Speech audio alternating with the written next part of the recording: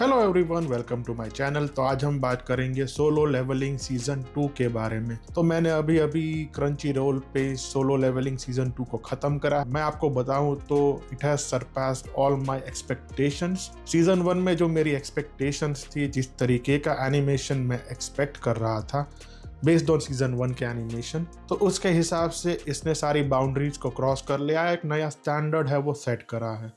तो जिस तरीके की आर्ट, जिस तरीके का डायरेक्शन, जो एक्शन, जो सिनेमेटोग्राफी और जो कोरियोग्राफी है वो दिखाई है इन लोगों ने एनिमे के अंदर, वो लाजवाब है।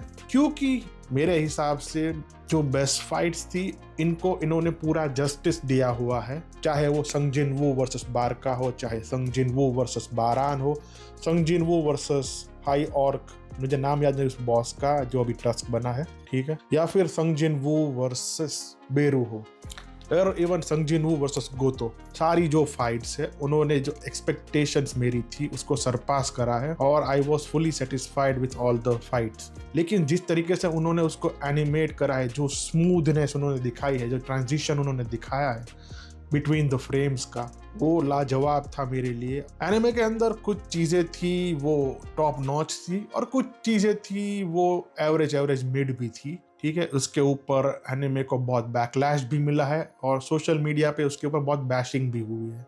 मीम्स की बात करें तो मीम्स तो बहुत सारे बन चुके हैं, आप शायद देख भी लेंगे। अभी मैं यहाँ पे शायद ऐड कर दूँ। क्या लड़का है, वेरी हैंडसम बॉय।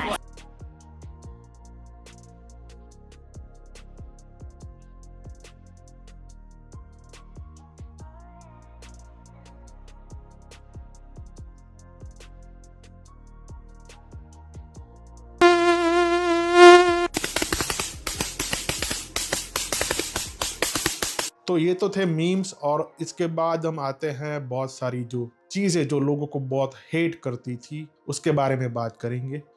तो मानवा का जो एडेप्टेशन करा है वो काफ़ी बढ़िया करा है इन लोगों ने, इसमें कोई डाउट नहीं है, ठीक है। जो फ्रेम्स है वो फ्रेम्स बाय फ्रेम्स वो गए हैं और कुछ जगह पे उन्होंने फिलर्स भी ऐड करे हैं उसको और ज़्यादा इंटरेस्टिंग बनाने के लिए।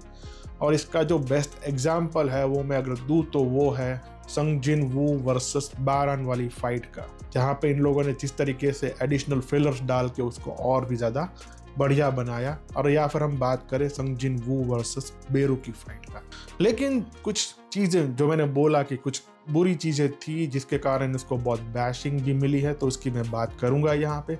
तो यहाँ पे बहुत सारे जो मानवा रीडर्स हैं उन्होंने कंप्लेन करा था कि बहुत सारे जो छोटे छोटे पैनल्स थे या छोटे छोटे जो सीक्वेंस थे जो कि सोलो लेवलिंग की जो हमारी एक्सपीरियंस है उसको एनहांस करते थे, वो उन्होंने एनिमे में ऐड नहीं करे हैं। क्योंकि वो जो छोटी छोटी चीज़ थी वो एक बहुत बड़ा बिल्डअप जो लास्ट में हमको मिलता था उसमें और भी ज़्यादा कंट्रीब्यूशन ऐड करती थी, जो कि नहीं थी।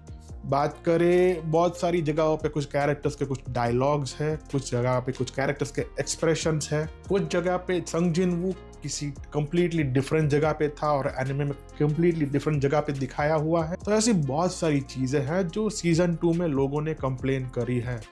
इसके कारण बहुत सारे जो एपिसोड्स हैं उसमें बहुत सारे डिसलाइक्स भी आए हैं। कुछ जो इमोशनल सीन्स थे जो सीजन 2 में थे, जैसे संग जिन वू की मदर का इटर्नल स्लंबर से बाहर आना, तो वो बहुत से लोगों को अच्छा लगा था, बहुत से लोगों को बुरा लगा था, तो बहुत मिक्स्ड फीलिंग्स आई थी। मेरा उसमें कोई ओपिनियन नहीं है क्योंकि मैं इसमें देने वाला नहीं उसके ऊपर।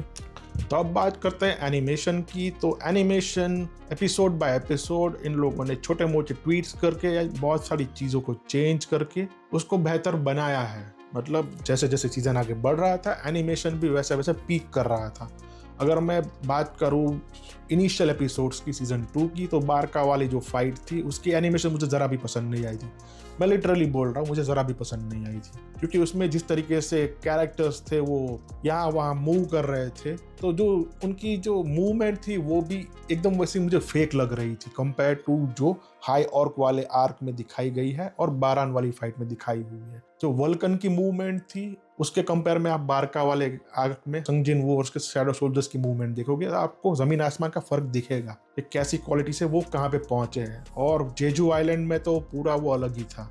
तो एनिमेशन काफ़ी इम्प्रूव हुआ है, वो मुझे अच्छी बात लगी इसकी। अपार्ट फ्रॉम दैट इन्होंने जो वो स्टैटिस्टिक्स का डिस्प्ले दिखाया है इसके अंदर, वो मानवा में काफ़ी वेल रिप्रेजेंटेड था। कंपेयर टू एनिमे में वो काफ़ी वियर्ड लग रहा था बहुत पोजीशंस पे, बहुत जगह पे, लेकिन धीरे धीरे उसको उन्होंने भी इम्प्रूव किया है, तो वो अच्छी बात थी। और बेरू वाली फाइट में भी बहुत सारी चीज़ें इन्होंने कट करी है। लाइक जब टस्क है वो अपनी फायर से वो माउंटेन है एंट्स वाला, उसको चीर देता है और वहाँ से आग को बाहर निकालता है, तब जो एस रैंक हंटर्स का जो एक्सप्रेशन था मानवा के अंदर, और जिस तरीके से वो उसको कंपेयर कर रहे थे डीमन के कंपैरिजन में, डीमन लॉर्ड के कंपैरिजन में, तो वो पूरा पैनल ही गायब है एनिमे के अंदर।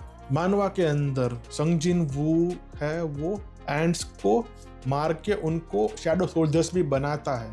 बेरू के आने से पहले भी उनको शैडो सोल्जर्स बना देता है, तो वो एनिमे के अंदर पूरा गायब है वो। और एनिमे में एक एडिशन किया जो मुझे काफ़ी सेंसलेस लगा, वो था जब शाह इन को बेरू इंजर्ड कर देता है और उसको हील करने के लिए संगजिन वू पहले उसका हीलिंग जो सिरप होता है वो उसको पिलाता है, तो उससे कुछ असर नहीं होता। वो तो एज इट इज़ मानवा से ही लिया हुआ था, तो उसमें कोई इशू नहीं था। लेकिन जो ये वाटर ऑफ लाइफ है जो था, जिसकी मदद से उसने अपनी माँ को इटर्नल स्लम्बर से जिंदा किया था, उसका उन्होंने यहाँ पे यूज दिखा के उसको यूजलेस बताना मुझे काफ़ी अच्छा नहीं लगा। उसकी ज़रूरत नहीं थी वहाँ पे दिखाने की।